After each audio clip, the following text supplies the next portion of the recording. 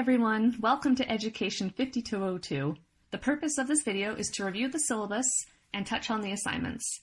I'll be providing more of an introduction to who I am and giving you a tour of our virtual classroom in a separate video. But before I start, I just want to mention a couple of things.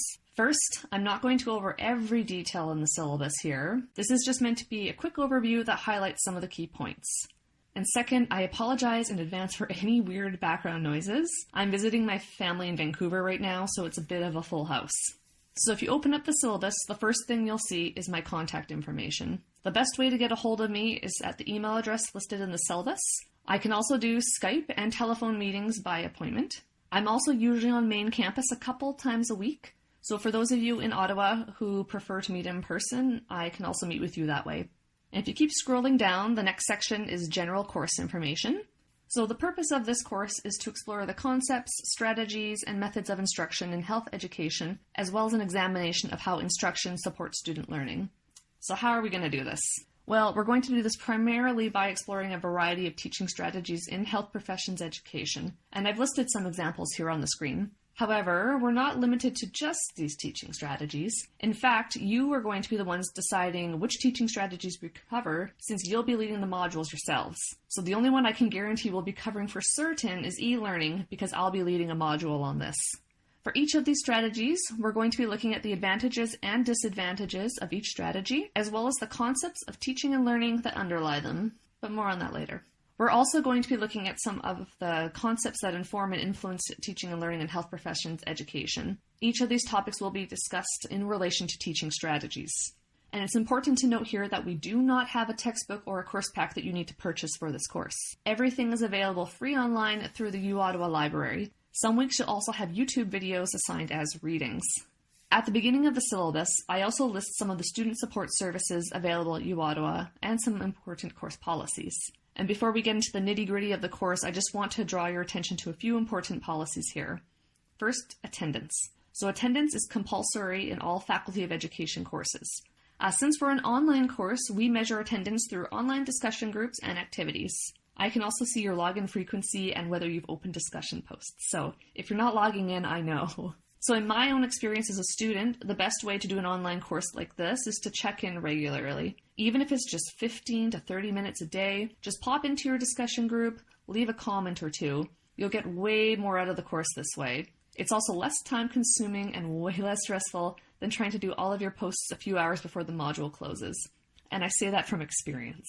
Second, the late assignment policy. Please refer to the late assignment policy in the syllabus.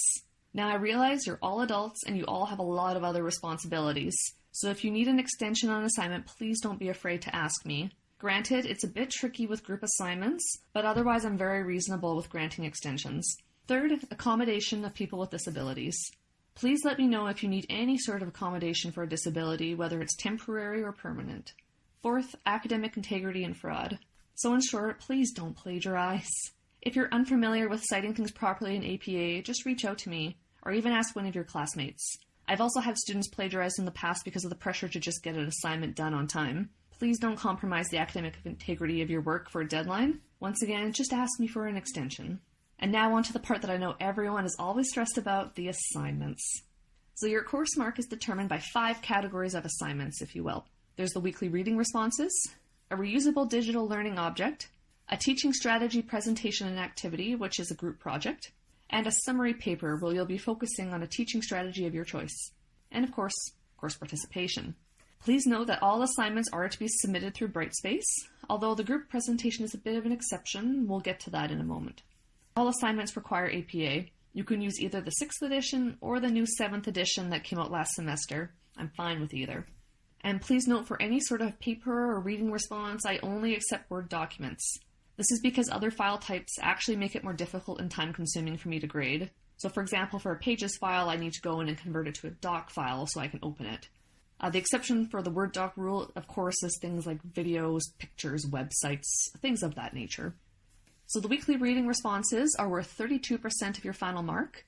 And the purpose of the weekly reading responses is for you to reflect on the weekly readings and prepare for any class activities and discussions. If there are multiple readings in the week, you only need to focus on one of them for your response. There are 10 modules where you're able to submit a reading response. However, you only have to do this for 8 of the modules. Your reading responses should be about 200 to 250 words and contain a major interesting aspect of the reading and why you thought it was interesting, your personal response to the reading, and 1 or 2 questions or takeaways from the reading. Reading responses are due by noon Monday for that module, which gives you the rest of the week to just focus on online discussions and activities.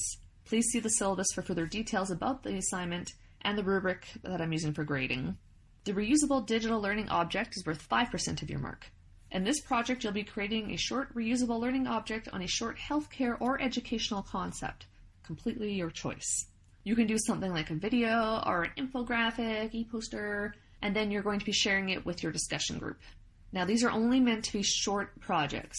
The video should only be about a minute, and the infographic only 1 page, depending on which option you choose.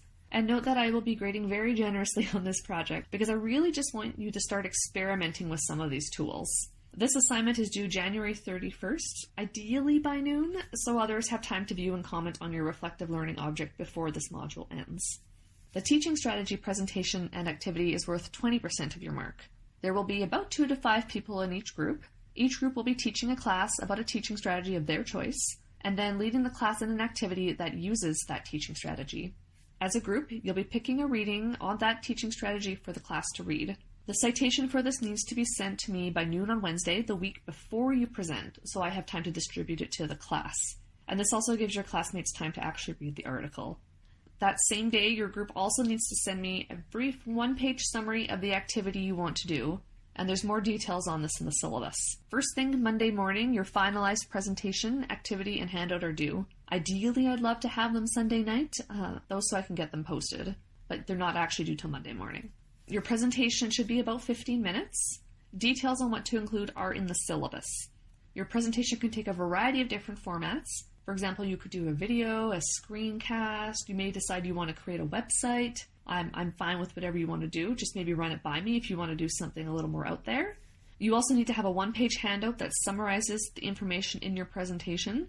And finally, you'll be leading the group through an activity that uses the teaching strategy you picked. Please see the rubric in the syllabus for details on how I'm grading this assignment. The summary paper is worth 35% of your mark.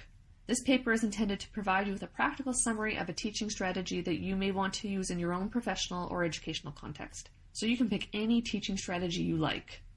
This paper should be about 8 to 10 pages and contain a summary of the strategy, a discussion of its application to your professional or educational context, as well as any potential problems you foresee, and a description of an actual concrete lesson or learning experience that you would like to carry out in the context you described above. The description doesn't have to be really detailed, but it should flow logically from the previous 2 sections. And I'm open to alternative formats for this paper. For example, creating a website, blog series, videos. Just run your idea by me first so I can make sure you're still fulfilling the assignment criteria. And this assignment is due by midnight on Saturday, April 4th. And once again, please see the rubric in the syllabus for details on how I'm grading this. The final thing listed under assignments is course participation, which is 8% of your mark. This includes your engagement in group discussions and activities, for example, regular participation and asking thoughtful questions. The grading scale is listed on page 10 of the syllabus. I've also included my own description of each letter grade. Course schedule. Page 11 contains our schedule for the semester and the assigned readings. The order of the topics may change a little bit as the course unfolds, and additional readings may be added as the course progresses as well. For example, I may include more focused readings that you can choose from. Please note that our modules run from Monday of that week through to midnight on Saturdays. Now, you're welcome to continue your online conversations on Sundays, but the module officially ends on Saturday. This gives me time to put together a short video commenting on some of the major themes that came up in the discussion groups, as well as addressing any questions that came up. In the syllabus, I've listed each module, the date it runs, and the title of that module.